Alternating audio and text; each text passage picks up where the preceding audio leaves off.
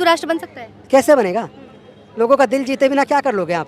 जाति की वजह से उत्पीड़न कर रहे हो, मुंह चरखने पे हत्या कर रहे हो, घड़े छूने पे हत्या कर रहे हो, घोड़े पे बारात निकालने पे हमला कर रहे हो, कैसे बनेगा? वो सपना उनका सपना रहेगा। पहले वो लोग अपने अपने अंदर के राग द्वेष लोभ मोह अहंकार को तो जीत लें। इतने अहंकारी हो गए, आए दिन हत्या कर रहे हैं। नमस्कार, जनता लाइव देख रहे हैं आप और मैं हूं आपके साथ पूजा। आज अशोक विजयदशमी के अवसर पर ये जो नज़ारा मेरे पीछे आप देख रहे हैं, ये किसी मेले का नहीं है। ये दरअसल एक अलग तरीके का मेला है जिसमें लोग अपने धर्म की ओर वापसी कर रहे हैं और लोग बौद्ध धर्म से जुड़ने की आज यहाँ दीक्षा लेने आए हैं। ये 10,000 लोग जो राजेंद्र पाल गौतम की जो संकल्पना है, उसकी पहली जो खेप है, उसके तहत आज यहाँ एकत्रित हुए हैं दिल्ली के अम्बेडकर भवन में। और यहाँ से ये लोग बौद्ध धर्म की दीक्षा लेंगे। बाबा साहेब ने बौद्ध धर्म की दीक्षा क्यों ली और उन्होंने इन सारे धर्मों से हटकर सिर्फ बौद्ध धर्म को क्यों चुना, इस बात पर आए दिन हम चर्चा करते रहते हैं, इस बात के तह तक जाने की कोशिशें करते रहते हैं। और उस कोशिश में हम ये बता दे रहे हैं कि किस तरीके से बौद्ध धर्म जो है वो बाकी धर्मों से अलग है। ये एक धर्म नहीं, ये एक धम्म है। ये शिक्षा है मानव मानव एक समान। ये शिक्षा है लोगों को एक समान, एक नजरिए से देखने की, सबके प्रति समान आदर की, समान भाव की, करुणा की।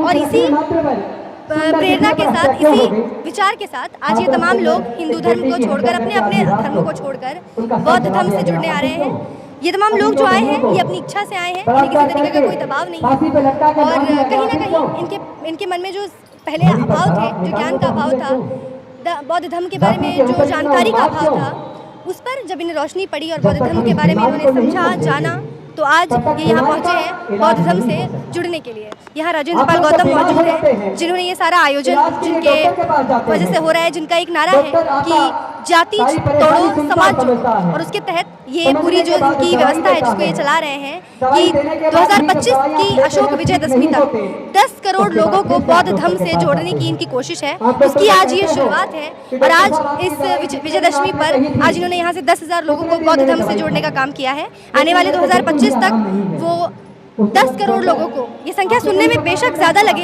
लेकिन आज यहाँ ये तादाद जो आप देख रहे हैं, इसको देखकर कहीं ना कहीं लोगों के मन में ये उम्मीद जगती है कि 2025 तक शायद ये संख्या जितनी ज़्यादा सुनने में लग रही है उतनी ना लगे और लोग इससे जुड़े। तो आज यहाँ ये तमाम लोग पहुँचे हैं। आज के दिन इसकी पूर्व संध्या पर हमने नागपुर में दीक्षा भूमि में जो नज़ारा था वो देखा कि किस तरीके से वहाँ लोग पहुँचे हैं बाबा साहेब को नमन करने के लिए, बौद्ध धर्म की दीक्षा लेने के लिए। और आज यहाँ दिल्ली में ये पहली बार हो रहा है जब इस तरीके से इतने सारे लोग एक साथ बौद्ध धर्म से जुड़ रहे हैं। ये सिर्फ शुरुआत है। जैसे जैसे लोगों में जागरूकता फैलती है वैसे वैसे वो बौद्ध धर्म से खुद को जोड़ने की कोशिश करते हैं। ये अपने आप में बहुत बड़ी बात है।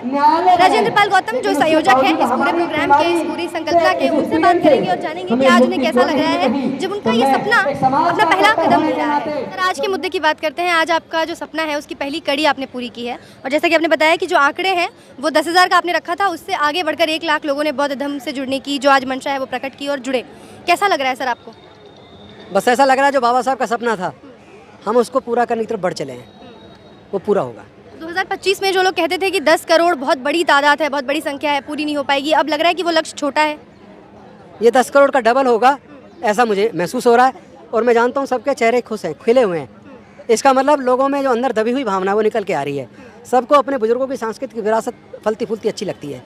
सबको जब न्याय मिलता है, मानवता का शासन आता है, जातिवाद मुक्त, छुआछूत मुक्त भारत बनता है, सबको अच्छा लगता है। मैं समझता हूँ आपको भी इस गौरव की अनुभूति हो रही होगी और 2025 के बारे में आँख मीच के जरा सोचिए कैसा सौंदर्य वो वातावरण होगा जब छुआछूत मुक्त भारत, जातिवाद मुक्त भारत, बाबा साहब को सपने को पूरा करने वाला बौद्ध में भारत का निर्माण होगा। सर, एक ऐसा ही सपना लोगों को दिखाया जा रहा है हिंदू राष्ट्र का कि उनके ये जो देश है वो हिंदू राष्ट्र होगा जहाँ हिंदुओं का दबदबा होगा। मैं समझता हूँ पहले इंसान तो बन जाएं। जिस सामाजिक व्यवस्था में जातियाँ बनी हुई हैं, छुआछूत बना ऊंच नीच बनी हुई है, उस सामाजिक व्यवस्था में भारत कभी दुनिया में विश्वगुरु नहीं बन सकता। सपना सपना रह जाएगा। हिंदू राष्ट्र बन सकता है? कैसे बनेगा? लोगों का दिल जीते बिना क्या कर लोगे आप? जाति की वजह से उत्पीड़न कर रहे हो, मुंह चरखने पे हत्या कर रहे हो, घड़े छूने पे हत्या कर रहे हो, घोड़े पे बारात निकालने पे हमला कर रहे हो, कैसे बनेगा? वो सपना उनका सपना रहेगा। पहले वो लोग अपने अपने अंदर के राग द्वेष लोभ मोह अहंकार को तो जीत लें। इतने अहंकारी हो गए, आए दिन हत्या कर रहे हैं। सर, एक तरफ आप हैं जो लोगों को बौद्ध धर्म से जोड़ने की कोशिश कर रहे हैं, बाबा साहेब के सपने को साकार कर रहे हैं, दूसरी तरफ रामदास अठावले जी का कहना है कि बाबा साहेब बौद्ध धर्म को अपनाना ही नहीं चाहते थे। अठावले जी अपने पुराने भाषणों को निकाल लें। जब वो दलित पैंथर में हुआ करते थे तब क्या बोलते थे? जब वो रिपब्लिकन पार्टी ऑफ इंडिया से पहली बार सांसद बने तब क्या बोलते थे? मानसिक रूप से भी गुलामी आ गई है क्या? समाज ऐसे लोगों को जवाब देने में सक्षम है, जवाब समाज देगा। इसका कारण क्या है सर? आपको क्या लगता है ये जो बदलाव रामदास अठावले जी और ऐसे मंत्रियों में जो बदलाव आया है भाषणों में, विचारों में, इसका मुख्य कारण क्या है?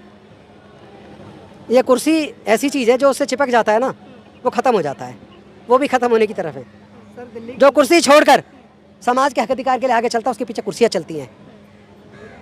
लोग अपनी अपनी अपनी अहमियत समझें, लोग अपने बुजुर्गों की सांस्कृतिक विरासत की अहमियत को समझें, लोग मानवता की ताकत को समझें, लोग अपने अंदर धैर्य पैदा करें। धैर्य ताकत है। किसी की हत्या करना कोई ताकत की निशानी नहीं है, किसी को भयभीत करना ताकत की निशानी नहीं है। धैर्य के साथ सबको अपने मन में समा लेना, राग द्वेष लोभ मोह को अपने अंदर पी जाना, उसको खत्म करके मानवता का शासन लाना, ये सबसे बड़ी ताकत है। इसी को जीना होगा। सर वो लोग जो अभी भी हिंदू धर्म में हैं और उस मोह में पड़े हुए हैं, मंदिर और पूजा पाठ कर्म कांड में पड़े हुए हैं, जो खुद को उससे अलग नहीं कर पा रहे हैं, उन लोगों के लिए क्या संदेश देना चाहेंगे? वो तैयार रहें। जिस तरह अभी मूर्ति छूने पे हत्या हुई है 3 दिन पहले प्रतापगढ़ में, उनमें से भी उसके किसी भाई बहन की हत्या होने वाली है।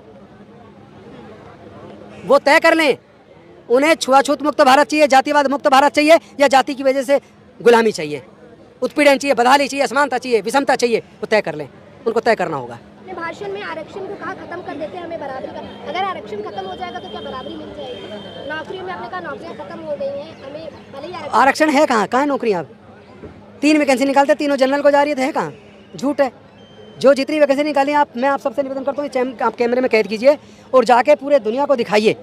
जितनी वैकेंसी निकलती हैं उसका फोटो खींचिए आप अखबार से, और उसमें देखिए कितनी वैकेंसी जनरल को, कितनी EWS को।